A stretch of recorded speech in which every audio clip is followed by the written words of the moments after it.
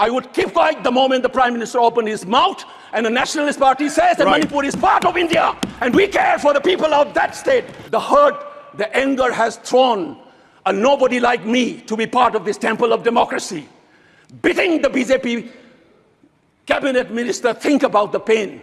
If you hear an anxiety, anguish and pain in my voice, please go back and see those 60,000 people languishing in the relief camp. On a troublesome moment in the history of India that has never happened, called the tragedy of Manipur, which is sought to be silenced by the government. And it is an irony that such an important matter which is sought to be silenced gets an opportunity as the midnight hour approaches.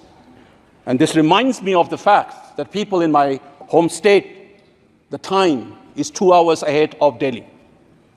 And we have been dancing on the tune of Delhi and the time that is supposed to be approaching 12 at the moment.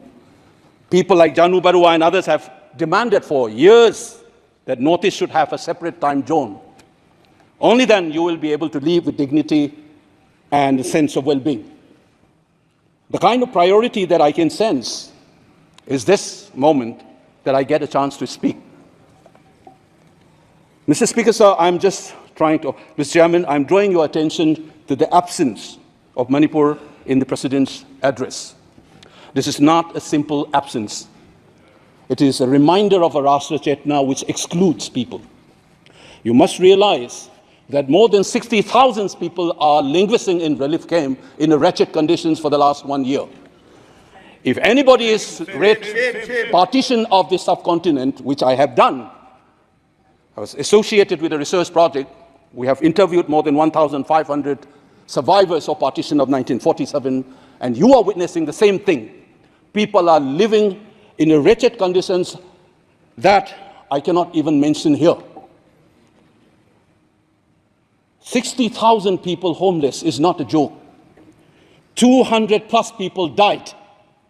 And there has been a civil war-like situations where people are armed to the teeth and roaming around and fighting each other, defending their villages. And the Indian state is a mute spectator to this tragedy for 1 year. I must remind this House that each and every square centimeter of Manipur is covered by a central armed forces. It is one of the most militarized areas in this country where you have more armed policemen than the civil police, besides the armed forces of the Union. Despite this, how is that 60,000 people were rendered homeless and villages in thousands were destroyed? And yet, our Prime Minister remained mute, not even a word. And the presidential address did not even mention that. Shame, shame, shame, shame. And I said that this silence is not normal. It is a reminder of the fact, which many scholars have said, that there is a continuity between colonial and the post-colonial period. Today we are observing a day where we begin a new criminal laws, seemingly discarding the colonial heritage. But as Ashish Nandi says, colonialism is a state of mind. It is a psychological phenomenon. It is an outlook, the way you look at the people, the way you look at the world. And the fact that this continuity is shown by neglecting the tragedy of a state, which is the 19th state of the Union. It is amazing to see that I get an opportunity as the midnight hour approaches to register this anguish and this hurt of the denial that this country has meted out to its own citizens in the state of Manipur. I must ask these questions to the House. Is this silence communicating to the people of the Northeast, and Manipur in particular, that you don't matter in the Indian state scheme of things? Major Laisam Jotin, who was awarded Ashok Chakra while grappling with suicide bomber, was a Manipuri, who was awarded Ashok Chakra. You are dishonoring his own state. Major Ngangom Joydatta, who was awarded Veer Chakra while fighting for this country and doing his duty as a part of the peacekeeping force in Sri Lanka in 1987. You are dishonoring this man. You are dishonoring the likes of the youths who hold the tricolor in international platforms. The likes of Mary Kom, Sarita Kunjarani, and Mirabai Chanu. You are saying that you don't matter in this country. Your state doesn't matter in this country.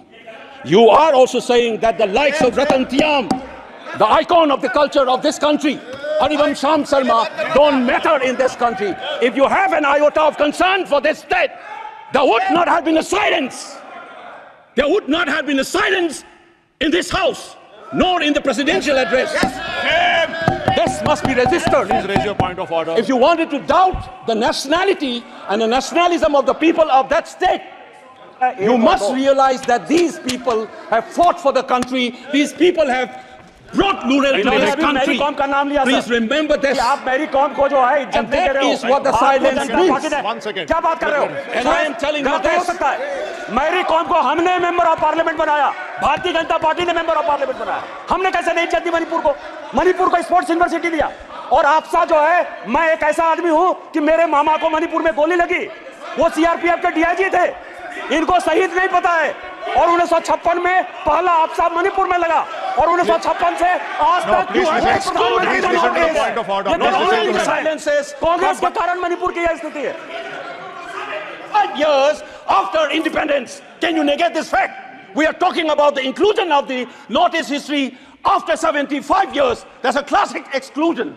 India was an anthropological subject, not a historical subject in the eyes of the colonial forces.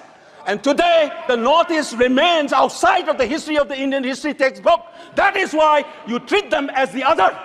And that's the silence. And the silence on the Manipur tragedy is not unique. It is a reflection of this general continuity of the colonial in the post-colonial. It is sad to see a nationalist party like the BJP will feel comfortable with the silence on the tragedy of Manipur.